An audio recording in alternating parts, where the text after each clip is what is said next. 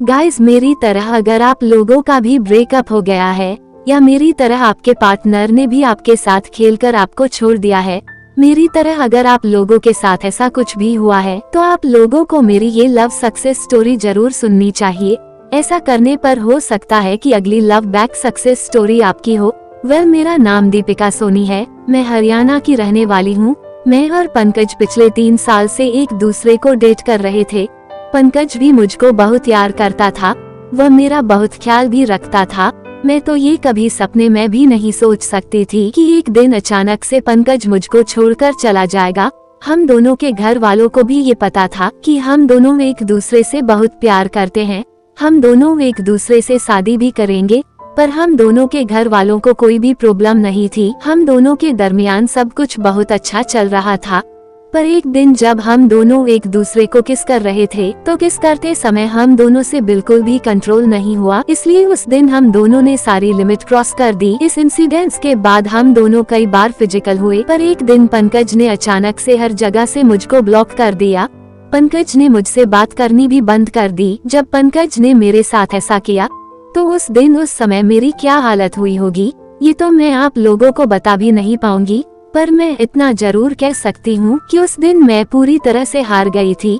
फिर एक दिन YouTube पर मुझको भारती दीदी का चैनल मिला। गाइस, पता नहीं क्यों पर मुझको ऐसा फील हुआ जैसे कि भगवान ने ही मुझको भारती दीदी से मिलवाया है। इसलिए मैंने भारती दीदी की Instagram ID पर उनको मैसेज किया। मैंने दीदी को कहकर उनसे डिवाइन आई रीडिंग करवा ली।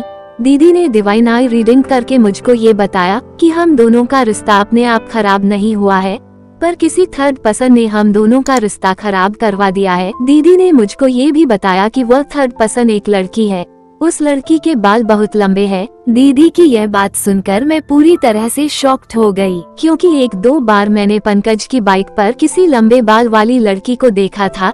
दीदी ने मुझको ये भी बताया कि वो लड़की एकदम भी अच्छी नहीं है, उसने पंकज को अपनी तरफ अट्रैक्ट करने के लिए एकदम गलत तरीका अपनाया है, इसलिए जो भी हुआ है इसमें पंकज की कोई भी भूल नहीं है। फिर दीदी ने मुझको एक लव बैक टेक्निक के बारे में बताया। दीदी ने कहा, दीपिका इस टेक्निक को 9 दिन करो, पंकज खुद ही तुम्हारे पास लौट आएगा। दीदी ने ये भी कहा कि दीपिका तुम्हारी लव एनर्जी एकदम ज्यादा डाउन हो गई है, इसलिए जिस पंकज को तुम पहले बहुत ज्यादा सुंदर लगती थी उस पंकज को तुम अब पहले की तरह पसंद नहीं हो। दीपिका, इसलिए तुम अपनी लव एनर्जी को इंक्रीज करो, नहीं तो पंकज क्या किसी के साथ भी तुम्हारा रिश्ता अच्छा नहीं चलेगा। इसलिए तुम्हारे लिए पॉसिबल हो तो तुम एक सिधकी हुई दिलमोहिनी बूटी ले लेना। मेरी एक नोन को भी same to same love energy की प्रॉब्लम हुई थी, इसलिए उस समय उसकी लव लाइफ भी एकदम खराब हो गई थी।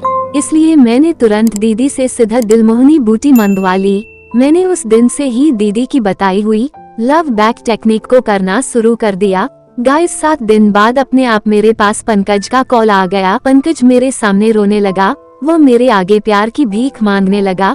वह बार बार एक ही बात बोल रहा था कि दीपिका पता नहीं मुझको क्या हो गया था, मैं कैसे नेहा की तरफ अट्रैक्ट हो गया।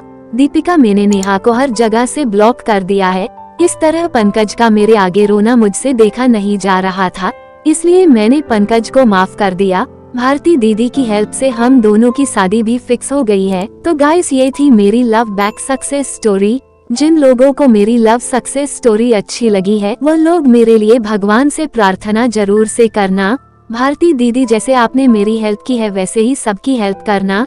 Thank you, thank you, thank you.